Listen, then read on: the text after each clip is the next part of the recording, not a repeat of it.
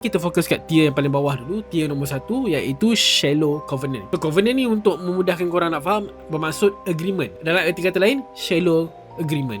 Shallow ni macam paras-paras atas lagi lah kan. Macam kalau kita fokus kat laut, dia atas-atas, laut-laut atas. Agreement yang tak ada apa sangat lah. Sebab diorang ni yang dapat Shallow Covenant ni, diorang akan dapat satu simbol, okey, dekat tangan kiri. Dan simbol ni adalah untuk diorang jadi intern kepada Holy Knight. Itu yang menarik, sebab kuasa Saka Imu ni dia start dengan Holy Knight, start dengan intern kepada Holy Knight. And nama lain kepada intern ni adalah Devoted Blade of God. And orang kena buat beberapa misi dulu, and kalau dah lulus baru dapat naik pangkat pergi ke tier 2 dan jadi ahli Holy Knight member yang official. Kelebihan yang ada untuk tier 1 ni for now hanyalah sekadar ability untuk teleport guna Abyss.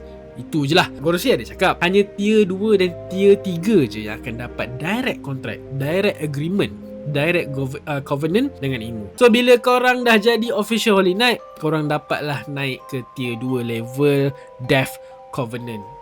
Kan dia dah macam again, kalau kita guna contoh laut, korang dah kat tengah-tengah laut kan. Kalau tadi kat atas dasar dia, sekarang dah pergi ke bawah, okay, Death Covenant.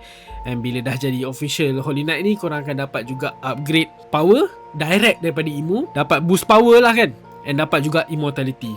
And orang ada ability juga untuk create Abyss. Ini aku assume sebab kita boleh nampak Gunko create Abyss dekat buff untuk panggil Holy Knight yang lain. Tapi Eternal Youth diorang tak ada lagi lah kan. Ini menjawab soalan lama aku yang aku duk fikir dulu, kenapa ada perbezaan immortality di antara Holy Knight dan juga Gorosei. Sebab aku pelik kenapa Gorosei boleh, yelah macam contoh Saturn 200 tahun hidup pun tak ada beza, macam tu juga dia. Tapi Holy Knight ni kita nampak beza. Contohnya Galing, Somers jadi tua, walaupun kita tahu diorang dah memang ada immortality sejak God Valley, tapi diorang berubah wajah diorang kan. So puncanya adalah sebab kewujudan tier 3 lah, Abyssal Covenant, which is Abyssal ni dasar laut yang lagi ladam, bahagian laut yang paling bawah.